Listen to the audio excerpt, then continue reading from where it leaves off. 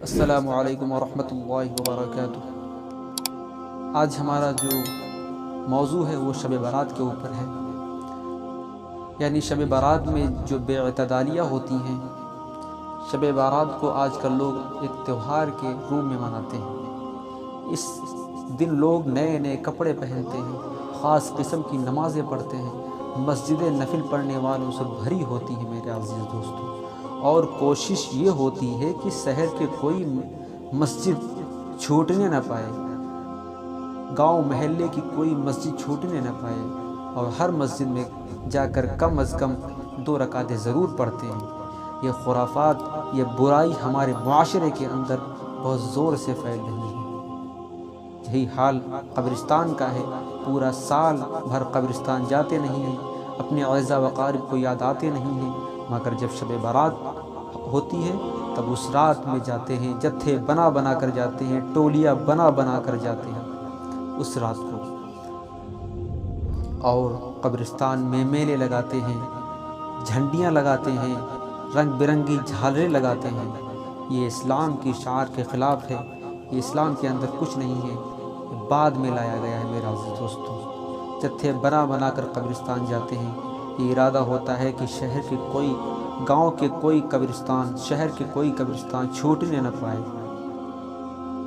اس بارے میں جو حدیث پیش کی جاتی ہے وہ اس قدر خفیہ ہے کہ آپ صلی اللہ علیہ وسلم اپنی زوجہ مطہرہ ام المؤمنین حضرت عائشہ صدیقہ رضی اللہ تعالی عنہ سے بھی نہیں بتایا، اور رات میں اٹھ کر چلے گئے، اور کسی صحابی کو اپنے ساتھ نہیں لے کر گئے، جا کر کے جنت البقیع میں گئے اور وہاں دعا پڑھی، دعا مانگی۔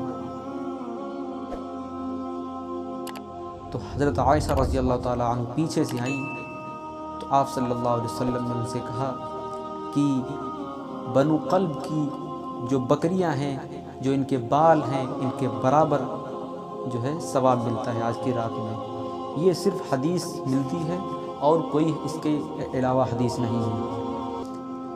شہر یا دیہاتوں میں تو الگ ماحول ہوتا ہے، حلوہ بناتے ہیں، پٹاخہ پھوڑتے ہیں، یہ اسلام کے شعار کے خلاف ہے۔ اس لیے محبت رسول صلی اللہ علیہ وسلم کے محبت کا تقاضا یہ ہے کہ ہم اپنی خواہشات اور من گھڑنت رسومات کو اپنی زندگی سے نکالیں اور سنت کے مطابق زندگی گزاریں، ورنہ نیکی برباد ہو جائے گی اور ہم کو پتہ نہیں چلے گا میرے عزیز دوستوں۔ افسوس یہ ہے کہ یہ سلسلہ بڑھتا ہی جا رہا ہے۔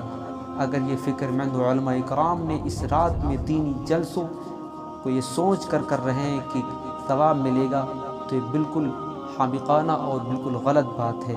لیکن دیکھنے میں یہ آ رہا ہے کہ اس رات میں جلسے بھی ایک رسم بن گئے ہیں، ضروری سمجھے جاتے ہیں۔ رات بھر جلسے کرتے ہیں، صبح جو ہے فجر کی نماز چھوڑ کر سو جاتے ہیں، سن ہو جاتے ہیں میرے عزیز دوستوں۔ یاد رکھنا چاہیے کہ شب بارات میں یہ دھوم دھام قرآن و سنت سے ثابت نہیں، کسی اولیاء سے ثابت نہیں، کسی صحابہ سے ثابت نہیں، کسی نبی سے ثابت نہیں، تو ہم کیوں کر رہے ہیں؟ بلکہ سراسر جہالت اور بددینی ہے۔ اگر آپ کو نفل عبادت کرنی ہے تو گھر میں کریے، گھر میں کسی کونے میں کریے، اور نفل تو گھر میں سب سے نفل ادا کرنے کا سب سے طریقہ تو گھر ہی میں ہوتا ہے۔ بس چھوٹی سی بات کرنی تھی۔